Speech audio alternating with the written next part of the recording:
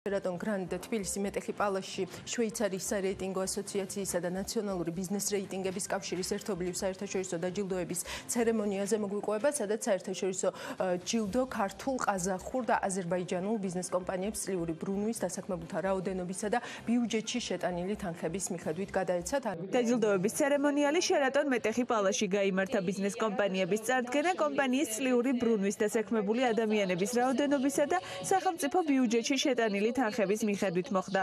შვეიცარიის სარეიტინგო ასოციაციისა და ნაციონალური ბიზნეს რეიტინგების კავშირის ერთობლივი საერთაშორისო ჯილდოს მფლობელი 35 ქართული და 5 აზერბაიჯანული და ყაზახური კომპანია გახდა. საერთაშორისო ჯილდო ქართულ ხელოვანებს საზღვრებს გარეთ ქართული კულტურის პოპულარიზაციაში შეტანილი წვლილისთვისაც გადაეცა. საქართველოს ნაციონალური ბიზნეს რეიტინგების კავშირის წევრი 2015 წელს გახდა. 2017 წლიდან კი მისი პარტნიორი შვეიცარიის სარეიტინგო ასოციაცია. სწორედ ამ პერიოდიდან nominirებულ ბიზნეს კომპანიებს ნაციონალური ბიზნეს რეიტინგების და შვეიცარიის სარეიტინგო ასოციაციის ერთობლივი საერთაშორისო ჯილდო წლის ლიდერი გადაეცემათ. ორგანიზაციაში 2004 წლიდან გაწევრიანებულები არიან უკრაინა, ბელორუსი, ყაზახეთი, ყირგიზეთი, უზბეკეთი, სომხეთი და აზერბაიჯანი.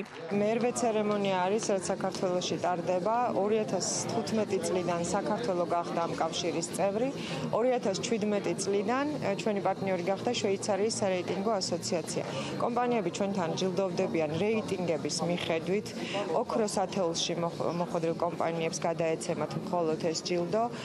გარდა სტატუსისა და აღიარებისა, ეს ჯილდო ხელს უწყობს კომპანიების ბიზნეს კავშირების დამყარებას უცხოურ კომპანიებთან და ზოგადად სტატუსი არის მათთვის სანდოობის და პრესტიჟულობის.